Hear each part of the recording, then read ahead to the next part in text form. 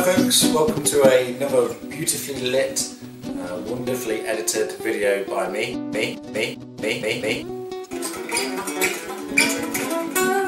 today what I'm going to do is I'm going to change the strings on this really nice Ibanez AF75 and I'm going to put some nice flatwound strings on it. So I thought I would show you how to do that. Okay, you're going to need a couple of tools and things to help you do this.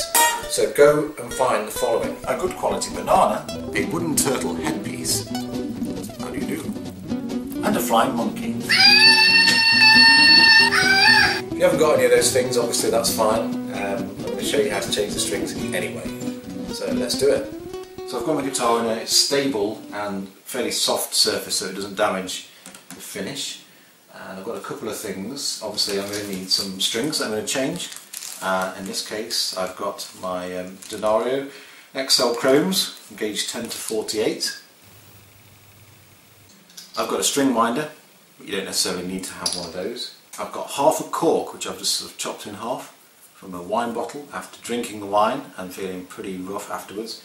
And the reason why I've got this is so I can pop it underneath the floating tailpiece when I take the strings off. This is just going to flap about and I want to sort of hold it in position, so popping that underneath it will just keep it there. And I've also got some tape, and this tape is basically going to help me to keep an eye on where the actual bridge needs to sit, because once I take the strings off this is going to move around because it's floating.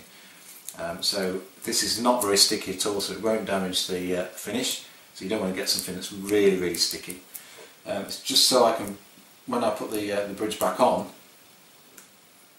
I know where to put it. And that's important because the string length is going to dictate how the intonation works on the guitar, so you've got to get it in the right place. Okay, so now I'm ready to take the strings off.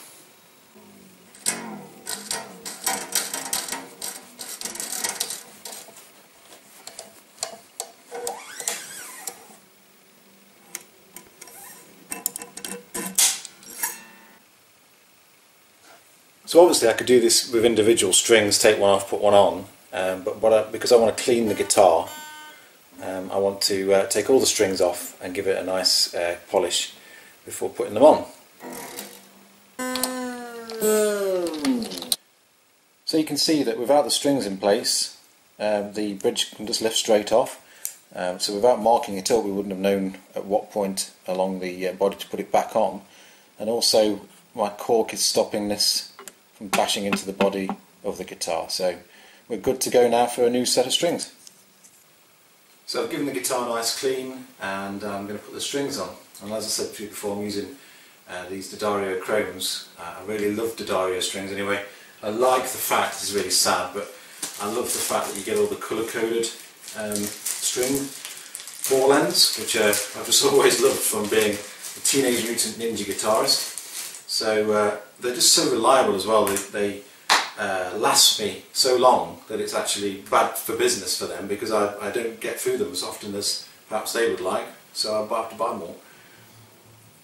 And because this is a jazz guitar, I'm putting on some nice warm mellow flatwound strings to see what that sort of does to the sound. So I'm going to start with my E string and I'm going to place the ball end underneath the floating tailpiece.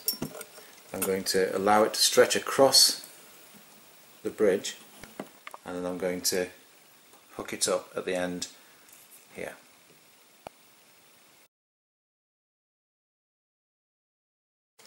Now these strings are so thick that I'm not going to be able to put them through the machine head twice, so just once through is fine, and then I'm just going to give myself a little right angle there on the string just to hold it in place as I give it a wind. And at this point I'm going to use the string winder, so I'll be here for ages. And what I'm doing is I'm holding the string in place with my right hand, just giving it some tension as I use the string winder to wind it in.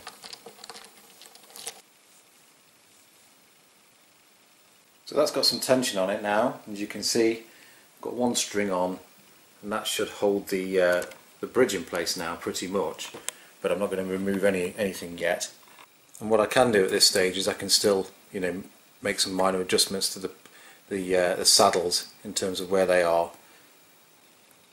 So I'm just going to repeat that with the rest of the strings. I'm not going to bring them up to any great tension just yet. I'll do that when I'm tuning it. I just need to get them on and then I can bring them up to pitch.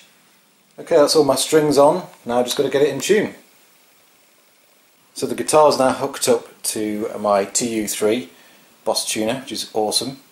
And I'm just going to literally pluck each string, see what the gauges are telling me, and adjust till I'm in tune. That TU3 is an awesome little tuner, and you can hear it's picking up the sound of my voice actually through the resonance inside the guitar, because obviously the guitar's semi-acoustic. Anyway, if I pluck the E string, here's a really cool feature. It's showing that I'm sharp. So if I just decrease it, you can see how I've got to E there, and it zoomed in to say I was on the correct pitch. Let me just get it about right. That's about right now. So that should be a perfect E.